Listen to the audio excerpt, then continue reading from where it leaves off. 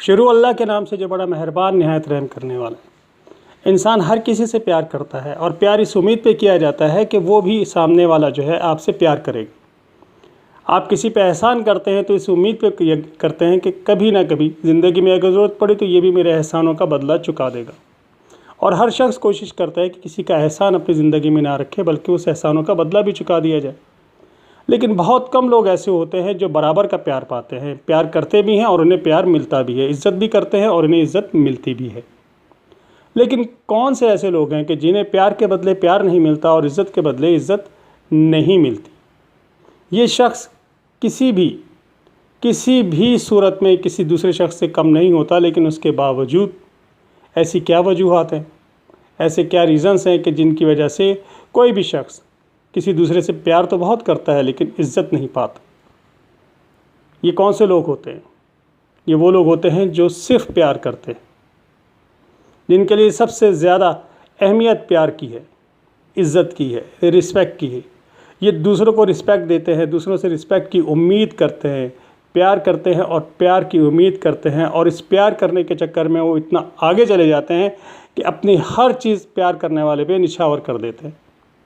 ये प्यार करने वाले कोई और नहीं होते, प्यार उन्हीं से किया जाता है जो आपके बहुत करीबी हों। वो आपके माँ बाप भी हो सकते हैं, बहन भाई भी हो सकते हैं, रिश्तेदार भी हो सकते हैं, बीवी और बच्चे भी हो सकते हैं। एक मर्द को अल्लाह ताला ने जहाँ बहुत सी जिम्मेदारियाँ दी हैं वहाँ उसको घर का सरबराह भी बनाया है, और ऐसा सरबराह जिसको तमाम इख्तियारात दिए जाते हैं कि अपने घर को इज़्ज़त वक़ार के साथ और उसके साथ उनकी तमाम जिम्मेदारियों को पूरा करे।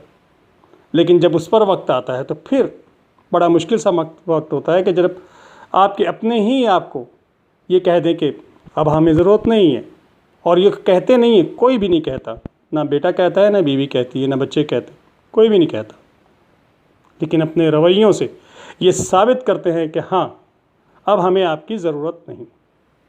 पहली शक्ल ये होती है कि जनाब आप बैठे हुए हैं, आप सबके बीच में बैठे हुए हैं और आपको इग्नोर करके दूसरों से बातें की जा रही हैं और आपको सिर्फ देखा जा रहा है। और अगर आप कोई बात करना चाहते हैं और आप कुछ हिस्सा डालना चाहते हैं उस गुफ्तगू में, तो आपकी बात को सुनी अनसुनी कर दिया जाता है। सुनना तो दूर की बात है, सुनी अनसुनी कर दिया जाता है कि ये लोग तो पुराने लोग हैं, इनका क्या वास्ता, इनका क्या काम इन मामलात में बोलने का। दूसरी चीज़, जब आप बात कर रहे हों तो उसको वो लोग इधर उधर कर देते हैं कि जनाब अब वो ज़माना नहीं, आप अपने ज़माने की बात कर रहे हैं। इधर उधर से मुराद यही होता है ना कि जनाब हाँ ठीक है, देख लेंगे, होगा, करेंगे, ऐसा ही होगा, लेकिन करते नहीं। अब क्या होगा? दूसरी स्टेज ये होती है कि आप जब तन्हा बैठते हैं तो कोई भी आपके पास बैठने को तैयार नहीं होता। वजह सिर्फ इतनी सी है कि आप बात करना चाहते हैं और वो आपसे बात करना नहीं चाहते। क्यों? कि अब आपकी ज़रूरत ख़त्म हो गई, अब आपकी अहमियत ख़त्म हो गई, अब आप किसी काम के नहीं रहे। इसलिए अब आपका बोलना भी बुरा लगता है, बैठना भी बुरा लगता है, साथ चलना भी बुरा लगता है, और लोगों को बताते हुए भी शर्म आती है कि ये हमारा कोई बड़ा है। ये दोस्त भी हो सकते हैं, आपके रिश्तेदार भी हो सकते हैं, आपके पड़ोसी भी हो सकते हैं, कोई से। अब हम जैसे लोग क्या बेवकूफ़ी करते हैं कि हम मुसलसल उनसे ताल्लुक़ जोड़ने की कोशिश करते हैं। तो ऐसे लोगों से ताल्लुक़ जोड़ने से आपको कुछ भी नहीं मिलेगा। जिनके दिलों में आपकी अहमियत नहीं, उनके दिलों में आपकी इज़्ज़त नहीं। और जहाँ इज़्ज़त नहीं, वहाँ आपको ख़ुद ये डिसाइड करना है कि आपने वहाँ जाना है या नहीं जाना। आपने उन लोगों से ताल्लुक़ रखना है या नहीं रखना, उनसे बात करनी है या नहीं करनी। अब आपको नज़रअंदाज़ किया जा रहा है, आपसे बात नहीं किया जा रहा, तो आप उन्हें मैसेज कर रहे हैं, वो आपकी मैसेज का जवाब भी नहीं दे रहे हैं। और अगर कभी इत्तेफाकन आमना सामना हो गया और आपने उनसे कह दिया कि यार मैंने आपको मैसेज भी किया था, आपको कॉल भी की, लेकिन आपने ना मैसेज का जवाब दिया ना कॉल का जवाब दिया, तो क्या कहते हैं? ओ जी टाइम ही नहीं लगा, मैंने फ़ोन देखा ही नहीं। ये फ़ोन कौन सा फ़ोन होता है जो दिन में 70 दफ़ा नहीं हज़ारों दफ़ा देखा जाता है? लेकिन नहीं देखे जाते तो वो मैसेजेस और वो मिस कॉल्स नहीं देखी जाती कि जो आपकी तरफ से उस शख्स को की जा रही होती हैं जिसे आप बात करना चाहते हैं, जिसे आप अपने दिल की बात बताना चाहते हैं या जिससे कुछ शेयर करना चाहते हैं, लेकिन वो नहीं सुनेगा। ऐसे लोगों के लिए पहला काम ये कीजिए कि उन्हें फ़ौरन ब्लॉक कर दीजिए। आप याद रखिए, आपको अपनी ज़िंदगी में कुछ बाउंड्रीज़ बनानी पड़ेंगी, कुछ दीवारें बनानी पड़ेंगी कि इस लिमिट से आगे इस लिमिट से आगे अगर कोई जाता है तो आपको उससे अलहदगी इख्तियार करनी पड़ेगी। ये अलहदगी ऐसी होगी कि ना तो फिर आप उससे बात करेंगे, ना उसके सामने जाएंगे और ना उससे कोई कांटेक्ट करने की कोशिश करेंगे, तो आप एक बाइज़्ज़त शख्स के तौर पर इस दुनिया से जाएंगे।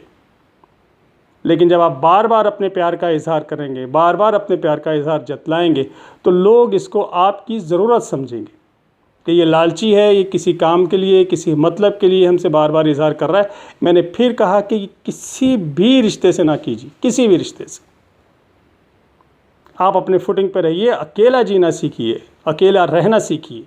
अपने दुख दर्द सिर्फ अपने रब से कहिए, किसी और से कहने से कुछ हल नहीं होता, कुछ नहीं मिलता सिवाय ज़िल्लत के। तो मर्दों में सबसे ज़्यादा जो अच्छी चीज़ कह लीजिए और या बुरी चीज़ कह लीजिए कि ये ख़ानदान को जोड़ के रखने की कोशिश करता है। ख़ानदान के हर शख्स से ताल्लुक़ रखना चाहता है, लेकिन ज़रूर रखिए ताल्लुक़, हर शख्स से ताल्लुक़ रखिए, लेकिन उससे ज़रूर ख़त्म कीजिए जिसके नज़दीक आपकी कोई अहमियत नहीं, जो आपको देखना भी नहीं चाहता। अपनी बाउंड्रीज़ वाल को ऊंचा कीजिए, तो आप इज़्ज़त की ज़िंदगी गुजारेंगे। इज़्ज़त की ज़िंदगी गुजारिए और हमेशा दूसरों से मोहब्बत ज़रूर कीजिए, लेकिन उस मोहब्बत से ये उम्मीद ना रखिए कि वो भी आपसे मोहब्बत करेगा। आप मोहब्बत करते जाइए, लेकिन एक हद से कीजिए। हद से आगे जाएंगे आप ख़ुद ज़लील होंगे। यही एक वजह है कि हमारे मर्द अपनी इस ख्वाहिश और अपनी इस मोहब्बत के चक्कर में दर बदर ज़लील होते हैं, ख्वार होते हैं। मुझे उम्मीद है कि जो लोग मुझे सुन रहे हैं मेरी इस बात को समझने की कोशिश करेंगे कि प्यार इतना दो जितना सामने वाले की बर्दाश्त करने की गुंजाइश हो। इससे ज़्यादा प्यार उसके लिए नहीं, आपके लिए जहर बन जाता है। अल्लाह हाफिज़।